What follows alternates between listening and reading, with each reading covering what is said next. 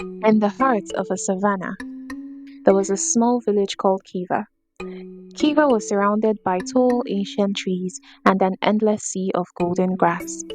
The village was known for its lively celebrations and strong sense of community. However, there was a belief in Kiva that beauty was linked to one's size and strength, a belief that often overshadowed those who did not fit into this standard. In this village lived a young girl named Zuri.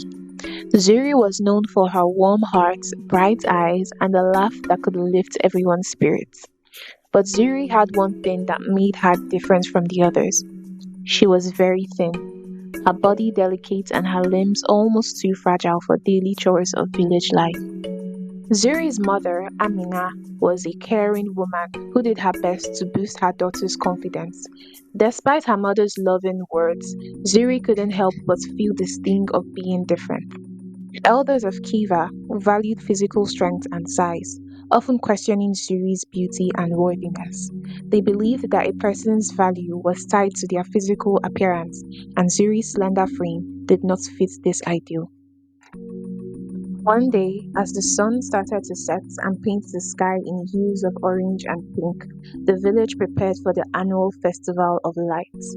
It was a time when Kiva came alive with dancing, feasting, and storytelling. The festival was a celebration of the harvest and the moment to honor their traditions. It was also a time when beauty and grace were on display with elaborate costumes and lively performances. Zuri was excited about the festival but felt anxious at the same time. She knew she would be compared to the other girls who had fuller figures and were dressed in elaborate costumes. She felt as though her own outfits would make her look more slender and that she would be overshadowed by the more robust dancers. In the weeks leading up to the festival, the village buzzed with activity. The women of Kiva spent their days creating beautiful costumes and preparing delicious foods. Zuri's mother, Amina, was among them. Her hands were busy sewing and cooking the whole time. Zuri often helped where she could, but her mind was preoccupied with worries about how she would be perceived during the festival.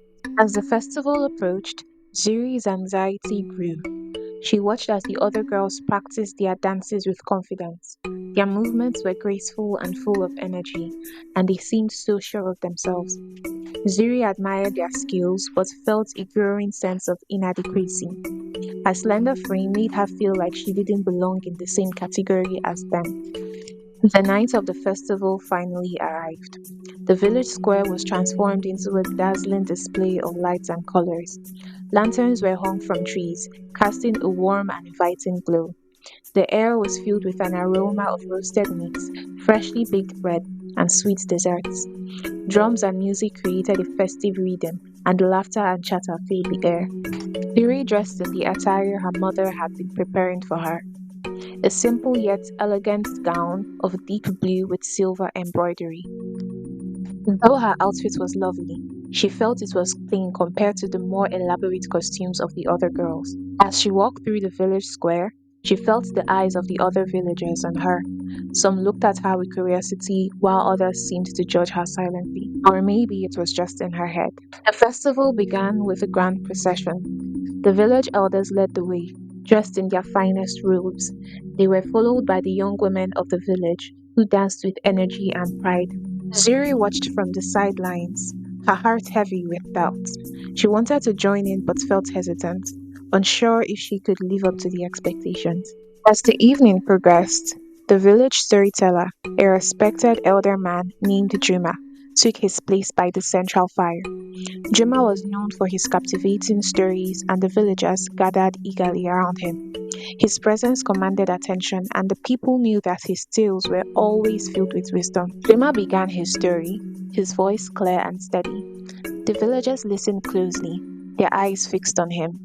Zuri, too, was drawn to Juma's voice, finding comfort in the familiar rhythm of his storytelling. Juma's story was about a young woman named Asha who lived in a distant land. Asha was known for her beauty, but her true worth was not in her physical appearance. She was slender and delicate, but her heart was full of kindness and wisdom. Her village, like Kiva, valued physical appearance and strength, and Asha's delicate frame was often seen as weakness. One year, a severe drought struck Asha's land. The rivers dried up, crops failed, and the villagers faced great hardship. Despite her slender appearance, Asha took on the challenge of helping people. She used her knowledge to find new sources of water and taught the villagers how to conserve every precious drop. Her wisdom and compassion guided the village through the difficult time, and eventually they thrived again. Ruma explained how Asha's true beauty was not in her appearance, but in her bravery, kindness, and ability to inspire others. The villagers saw how Asha's actions made her beautiful in a way that went beyond physical attributes. As the story ended, the villagers were silent, reflecting on the message of the tale. Zuri listened to the story with growing hope. She realized that while her slender frame might not fit the traditional idea of beauty, her value lay in her own qualities and how she treated others. Inspired by Asha's story, Zuri decided she would no longer let her appearance dictate how she felt about herself. Instead, she would embrace her own unique beauty and participate in the festival with confidence. As the night went on, Zuri made her way to the dance area. She joined the other dancers, moving with a grace that was all her own. Her slender figure glided through the crowd, her movements expressive and heartfelt. The villagers began to notice her presence, seeing not just her appearance, but the joy and energy she brought to the dance floor. The atmosphere in the village square began to change. The elders, who had once been doubtful, saw that beauty was not just about physical form, but about the spirit and passion a person brought to their actions. They appreciated how Zuri's heart shone through her dance and welcomed her with newfound respect. The festival continued late into the night, filled with music, laughter, and celebration. Zuri felt a sense of belonging and acceptance that she had never experienced before. She understood that true beauty was not about meeting others' expectations, but about being true to herself and celebrating her own gifts. As the festival drew to a close, the villagers gathered around the central fire once more.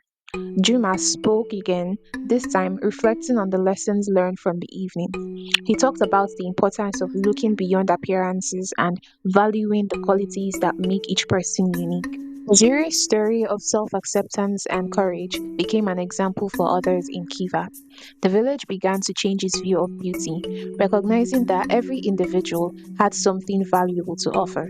The focus shifted from physical appearance to the character and actions of each person. In the years that followed, Kiva became a place where diversity was celebrated and everyone was valued for who they were. The village thrived not because of its beauty, but because of the spirit and love within its community. Zuri continued to dance and live with the understanding that her worth was not based on how she looked, but on the kindness and light she shared with others. Her story inspired many, reminding them that true beauty is found in the hearts and in the actions we take to make the world a better place.